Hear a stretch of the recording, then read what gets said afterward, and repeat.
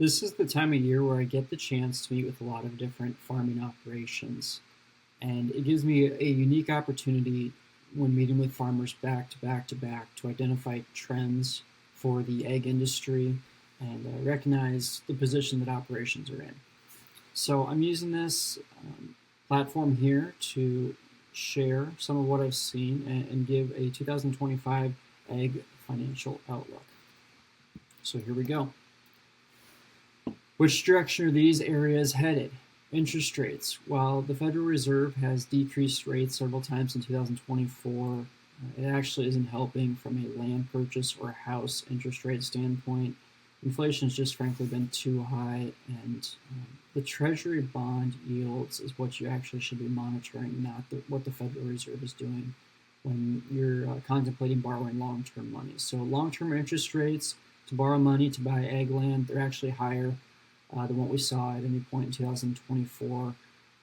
And the trend has just not been good due to global economic issues that are out there. And frankly, the U.S. is kind of the only one pulling their weight from an economy standpoint. So there's concerns.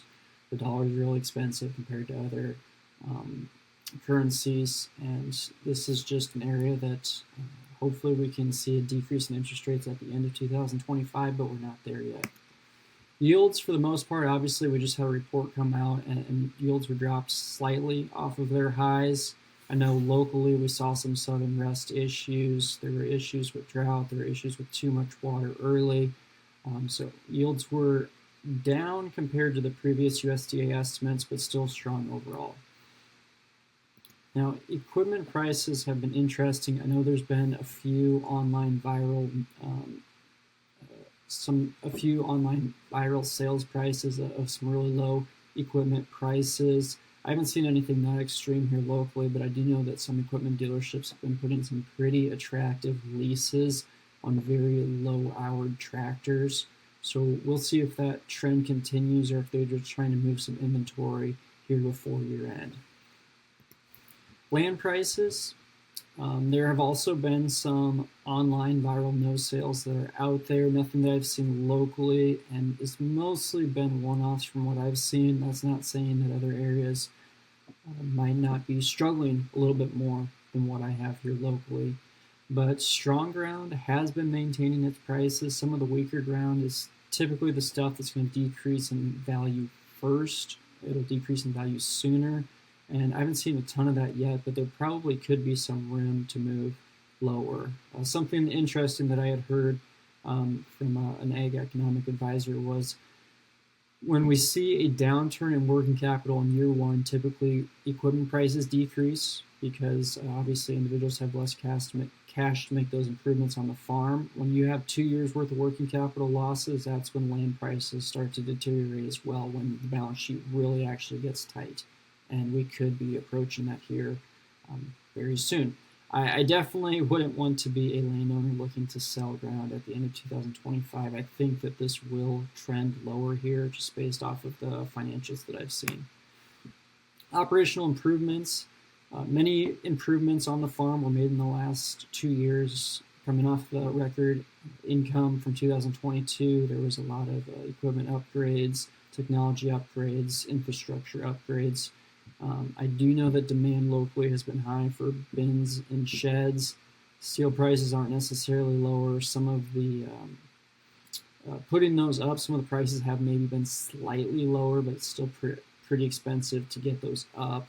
But the demand has remained fairly high for bins and sheds. Working capital trend, we're going to get a double arrow down. This has been ugly. We're going off 2 straight years of working capital losses. For a lot of operations, row crop producers, excluding the cattle guys, it's been 2 big years worth of losses. We might have been at, let's say, $700 of working capital per acre 2 years ago. We probably have lost close to $500 of working capital per acre in each of the past 2 years. So if you're at $700 per acre 2 years ago, we're down to maybe $200 of working capital per acre today. So cash has been evaporating off these balance sheets in large part because of lower commodity prices. You take 20,000 bushels of grain priced at $6 2 years ago, Then 20,000 bushels of grain priced at $5, and then 420 each of the last couple of years. That naturally decreases your working capital position, but it's the reality of the situation, so we've got to find ways to clean that up. Overall financial position, overall financial picture, cash flows look pretty tight. A lot of negative cash flows out there.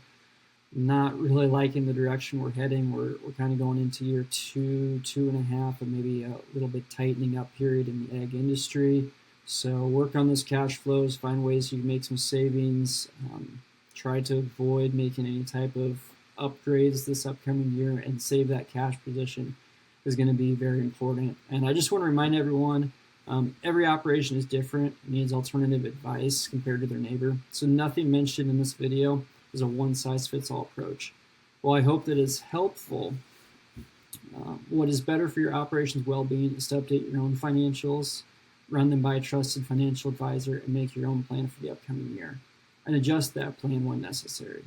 So that's it here. For more information like this, sign up for my free newsletter at www.farm640. That's farm640.com. If you want to connect with me, go to farm640.com and click on the Contact Us button to get in touch. Good luck and have a great day.